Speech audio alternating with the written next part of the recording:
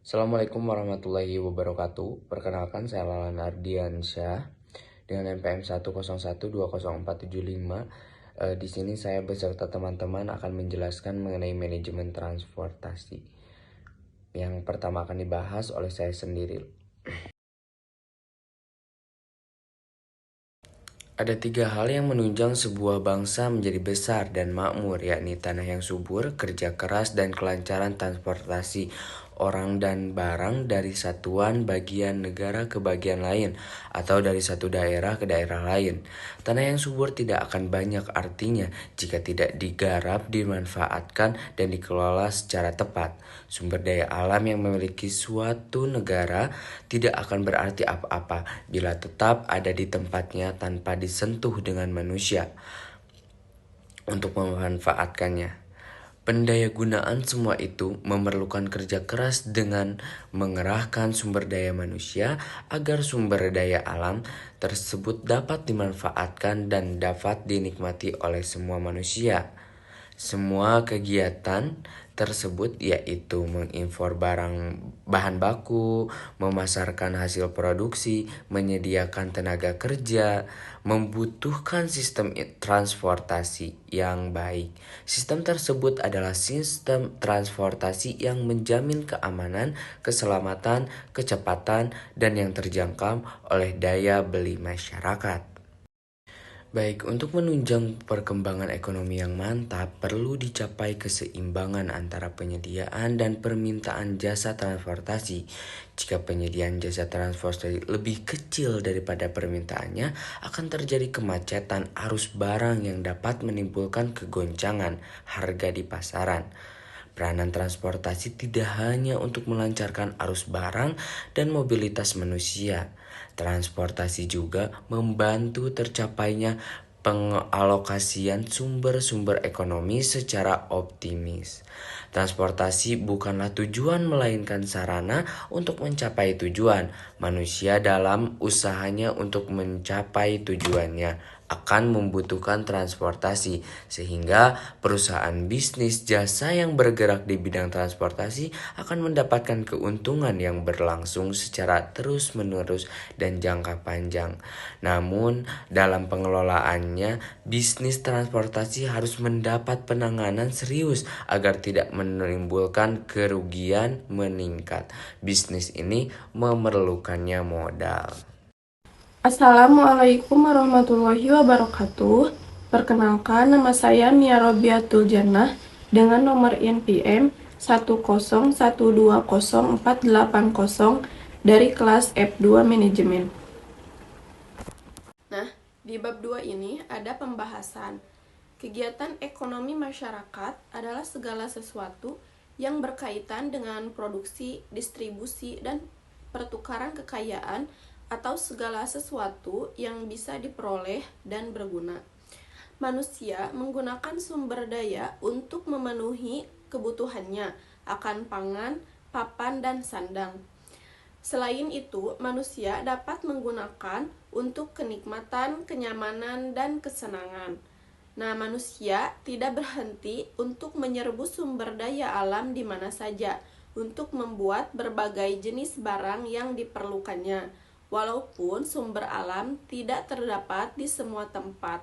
Selanjutnya, setelah melalui proses produksi, barang siap pakai perlu dipasarkan. Produksi itu sendiri merupakan bagian dari kegiatan ekonomi, sumber daya alam, dan sumber daya manusia digabungkan dengan tujuan menghasilkan barang yang dapat dipasarkan untuk memenuhi kebutuhan manusia. Barang produksi atau barang modal mempercepat produksi dan meningkatkan hasil. Nah, kegiatan ekonomi bertujuan memenuhi kebutuhan manusia untuk menciptakan manfaat. Nah, transportasi adalah salah satu jenis kegiatan yang menyangkut peningkatan kebutuhan manusia dengan mengubah tata letak geografis orang maupun barang. Dengan transportasi, bahan baku dibawa menuju tempat produksi dan hasil produksi dibawa ke pasar atau tempat pelayanannya seperti pasar, rumah sakit, pusat rekreasi, dan lain-lain. Nah, oleh karena itu, perlu adanya perusahaan yang mampu memfasilitasi keperluan transportasi ini. Namun, untuk mendirikan sebuah perusahaan yang bergerak di bidang jasa transportasi ini, perlu manajemen yang mantap agar dalam proses pengolahannya tidak mengalami banyak kendala. Menurut ahli manajemen, manajemen memiliki beberapa fungsi, yaitu perencanaan, pengorganisasian, pengawasan, dan evaluasi. Nah, yang pertama ada planning atau perencanaan. Perencanaan adalah skema kegiatan atau cara yang dirumuskan sebelum melakukan kegiatan agar tujuan dapat tercapai dengan maksimal. Rencana yang baik hendaknya diarahkan kepada tujuan. Nah, rencana secara jelas mengemukakan beberapa poin, yaitu apa yang akan dicapai, mengapa hal itu perlu dilakukan, bagaimana akan dilaksanakan, kapan akan dilaksanakan, siapa yang akan melaksanakan, mengadakan penilaian, yang terakhir, kemungkinan-kemungkinan apa yang dapat mempengaruhi pelaksanaan dan kegiatan, mengadakan penyesuaian dan perubahan rencana. Dalam membuat rumusan rencana, kita selalu dihadapkan dengan menganalisa situasi yang berkaitan dengan sesuatu yang akan dibuat. Maka, rencana sering disebut dengan strategi yang dalam aktualisasinya lingkungan sering berubah atau berbeda dengan rencana yang telah dirumuskan tersebut. Penerapan strategi atau rencana ini sering disebut taktik atau teknik karena konsep strategi atau rencana disesuaikan dengan lingkungan tepat strategi itu diterapkan. Dalam bagian ini akan dijelaskan proses perencanaan pada perusahaan angkutan bermotor dalam menyediakan jasa angkutan kepada masyarakat. Proses perencanaan ini akan dimulai dengan merencanakan kapasitas bus, penentuan jumlah kendaraan, dan pendapatan penjadwalan bus, kinerja, dan standar pelayanan. Planning perencanaan. Setelah lokasi atau area pengoperasian ditentukan, maka proses selanjutnya adalah pembangunan gedung. Gedung dimaksudkan sebagai pusat layanan administrasi. Gedung harus berdekatan dengan tempat parkir kendaraan operasi dan gudang peralatan. Gedung sebagai sekretariat yang dibangun dengan beralokasi dekat dengan jalan raya, memungkinkan pemfungsian ganda. Mungkin bis sekaligus dengan bengkelnya, pencucian kendaraan, penjualan spare part, dan lain sebagainya. Yang kedua, kapasitas. Tahap awal dalam menyusun perencanaan angkutan bus setelah pembangunan gedung pengoperasian adalah menentukan kuantitas pelayanan yang dibutuhkan pada setiap rute atau trayek yang akan dilayani. Penentuan jumlah bis yang dibutuhkan berdasarkan analisis trafik penumpang pada setiap rute atau trayek yang akan dilayani. Dengan mengetahui kuantitas pelayanan pada setiap rute, maka dapat diketahui jumlah bus yang akan dioperasikan dan jadwal perjalanan. Karena kapasitas bus yang akan beroperasi harus mampu memberikan pelayanan maksimal kepada pengguna, maka harus diusahakan kendaraan yang berfasilitas lengkap. Masalah harga tiket penumpang bisa ditentukan. Kemudian, sesuai dengan jenis kendaraan dan fasilitasnya dengan mempertimbangkan kondisi perekonomian penduduk setempat. Apakah penduduk sebagai calon pengguna akan mampu membayar atau tidak?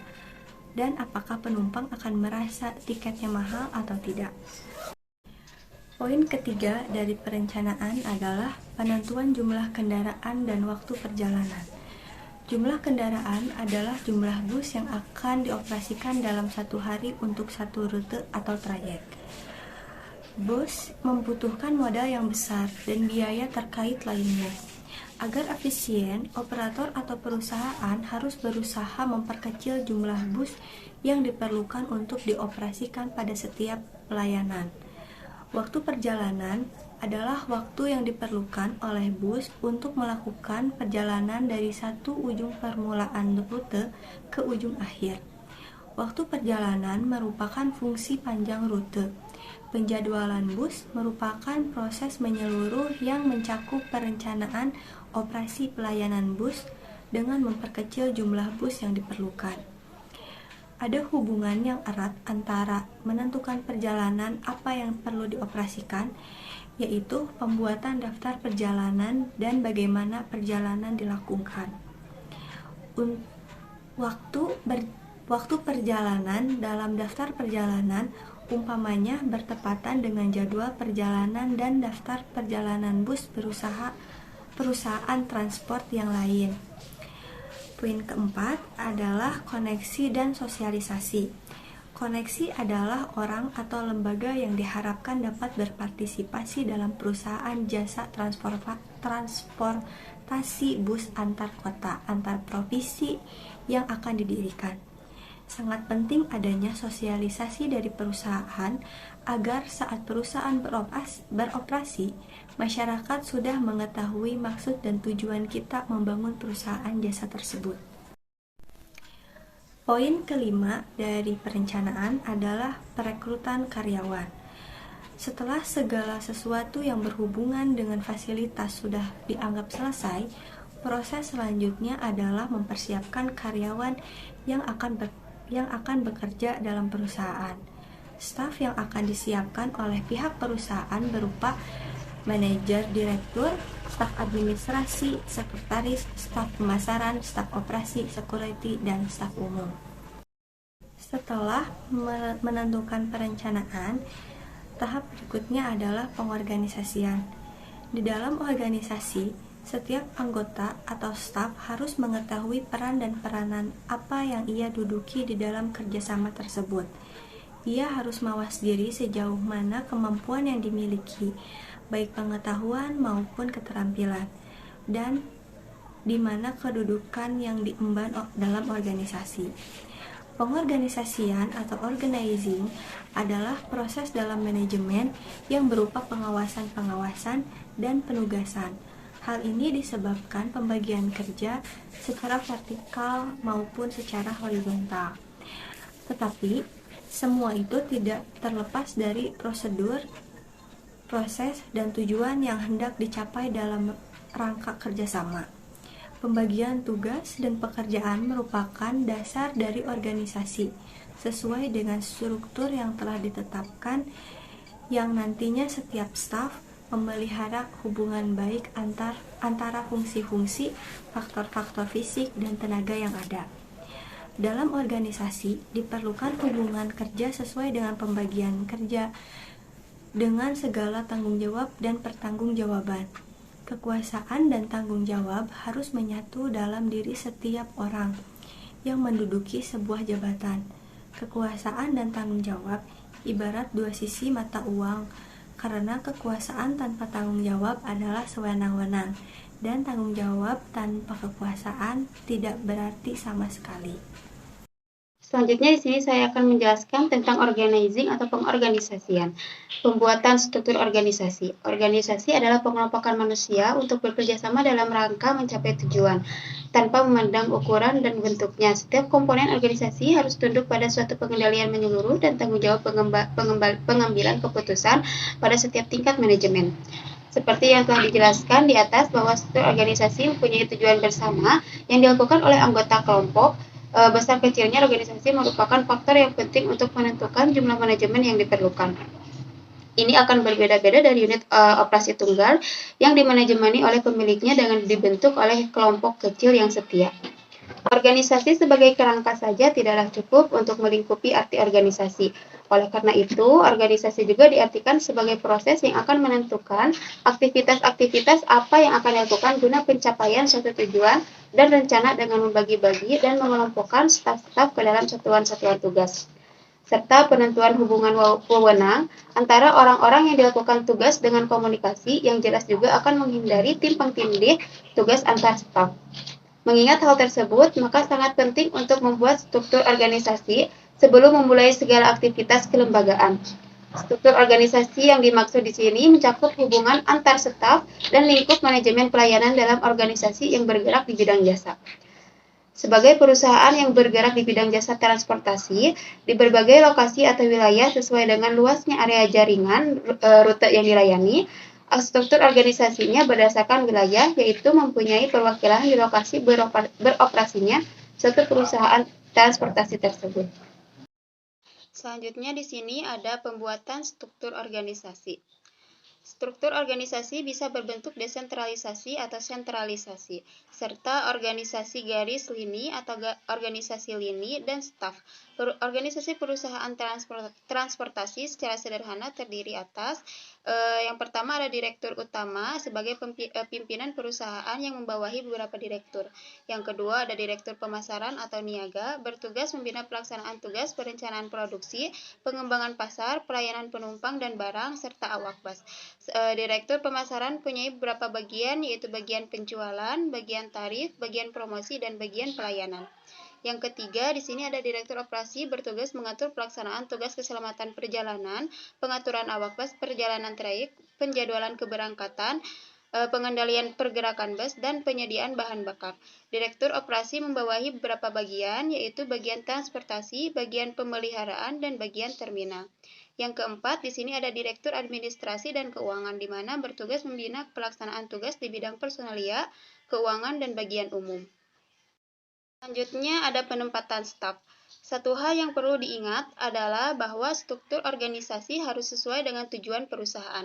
Struktur organisasi harus fleksibel dalam menanggulangi perubahan. Perubahan harus sesuai dengan proses dan kegiatan di beberapa bidang kerja dan harus juga sesuai dengan kebutuhan daya kerja, yaitu sesuai dengan keterampilan dan pengetahuan, personalia dan iklim sosial, di mana partisipasi sekarang, kepuasan kerja dan kekayaan kerja semuanya merupakan pertimbangan yang penting.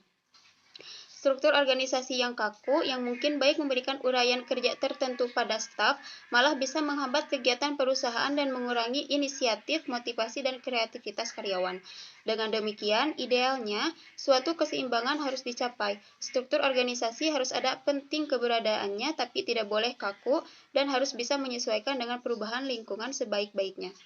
Setelah struktur organisasi terbentuk dan tenaga atau staf sudah tersedia, maka saatnya lah untuk menempatkan orang-orang yang sudah direkrut untuk diposisikan sesuai dengan hasil wawancara dengan pihak penerimaan staf.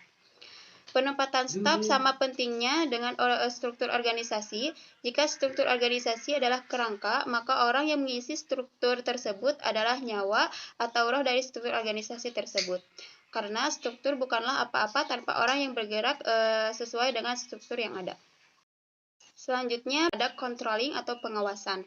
Pengawasan didasarkan atas fungsi, bukan didasarkan atas kekuatan.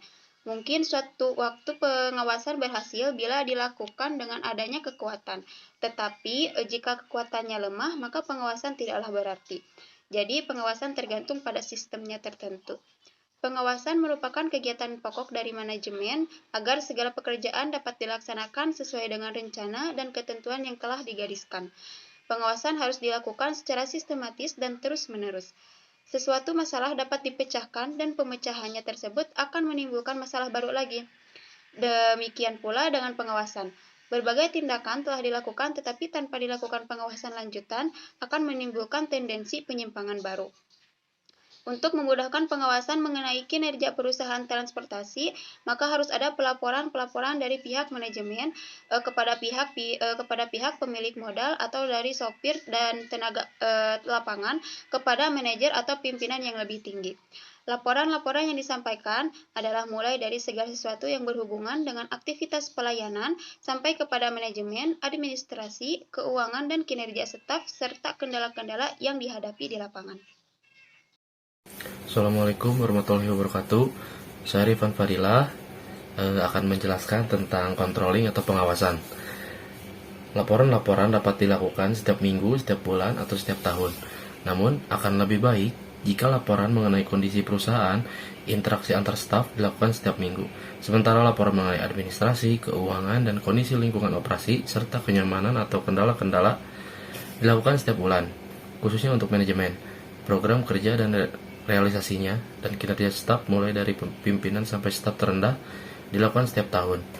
Namun, hal ini cukup dijadikan acuan proses saja karena akan lebih baik jika pelaporan dilakukan secepatnya saat ada permasalahan, agar permasalahan yang ada tidak menjadi besar karena lambatnya diatasi.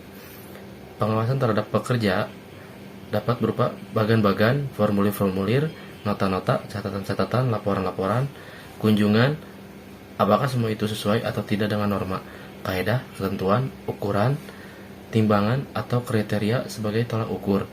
Dari hasil pengawasan tersebut akan dapat diambil suatu penilaian atau evaluasi. Lalu ada evolution atau evaluasi. Evaluasi bertujuan untuk mengetahui sampai di mana tujuan yang telah ditetapkan dapat dicapai. Kegiatan mana yang belum diselesaikan atau yang sedang dalam proses penyelesaian, dan kendala-kendala apa yang dihadapi, serta merumuskan strategi untuk mengantisipasi kesalahan-kesalahan yang terjadi. Kegiatan evaluasi ini meliputi antara lain A. Mempelajari perkembangan usaha atau kegiatan secara terus-menerus dengan cara pemantauan atau pengawasan sehingga dapat diketahui dengan segala cara sesuatu faktor yang menghambat dan faktor-faktor pendukung dalam kegiatan tersebut. B. Mengadakan pengukuran tingkat keberhasilan suatu kegiatan sesuai dengan program-program tertentu. C.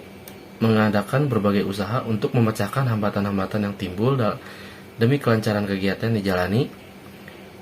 Ada ungkapan bahwa evaluasi tidak berarti mencari-cari kesalahan, tetapi memperbaiki bila ditemukan kesalahan. Ibarat seorang dokter, ia harus mengetahui dulu penyakit pasiennya, baru kemudian ia mampu untuk memberikan obat agar si pasien dapat cepat sembuh dari penyakitnya. Begitu pula perusahaan atau organisasi yang bergerak di bidang jasa sekalipun harus mengetahui permasalahan yang ada, baru bisa mencairkan solusi yang akan diambil guna menyelesaikan masalah tersebut. Masih di dalam evaluasi, sifat perbaikan dapat berbentuk pengarahan, bimbingan, petunjuk, dan lain-lain. Begitu juga evaluasi, ia bersifat dimensional, artinya bukan saja melihat ke belakang mengevaluasi apa yang terjadi, tetapi jika perkiraan-perkiraan tentang apa yang akan terjadi di masa depan. Setiap permasalahan yang ditemukan di lapangan akan dibahas dalam rapat-rapat yang ditentukan dan disesuaikan dengan waktu luang.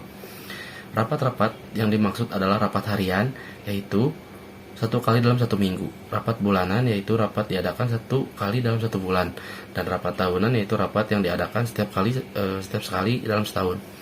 Berarti dalam 1 bulan ada 4 kali rapat harian, dalam 1 tahun ada 12 kali rapat bulanan dan 1 kali rapat tahunan. Rapat harian membahas mengenai hal-hal yang berkaitan dengan permasalahan sehari-hari.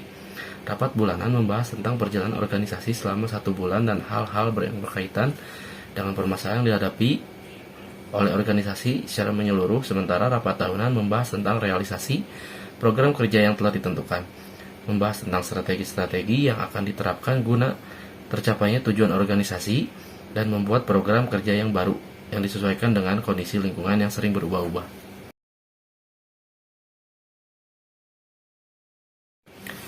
Lalu yang terakhir ada penutup dan kesimpulan yang akan saya jelaskan. Demikianlah makalah tentang manajemen jasa transportasi ini kami buat untuk menjadi acuan kami dalam mendirikan sebuah usaha jasa bidang transportasi. Setelah kami selesai menulis makalah ini, kami berkesimpulan bahwa ternyata suatu kegiatan organisasi adalah bagaimana kita menerapkan manajemen dengan fungsi-fungsinya, dan segala kegiatan akan sukses jika dijalankan dengan manajemen yang bagus dan terencana. Sesuatu hal yang diinginkan akan dapat dicapai apabila dilakukan dengan rencana dan strategi yang mantap, dan tentunya dengan semangat serta loyalitas dan konsisten terhadap keinginan untuk mencapainya. Dalam menggerakkan organisasi, manajemen adalah penggerak utama dengan berbagai fungsinya. Namun fungsi manajemen bukan hanya sebatas perencanaan saja, lebih dari itu, juga termasuk pengorganisasian, penggerakan, pengawasan, dan evaluasi. Seluruh fungsi manajemen tersebut akan kami jadikan sebagai alat manajemen dalam rangka pencapaian tujuan yang akan kami capai. Suatu rencana adalah skema kegiatan, strategi, atau cara untuk melakukan kegiatan atau berusaha mencapai tujuan tertentu. Sebagai salah satu fungsi manajemen, rencana sangat berpengaruh terhadap sukses tidaknya sebuah kegiatan yang memerlukan manajemen. Oleh karena itu, manajemen akan berjalan dengan baik apabila kegiatan dilakukan dengan betul-betul dan terencana.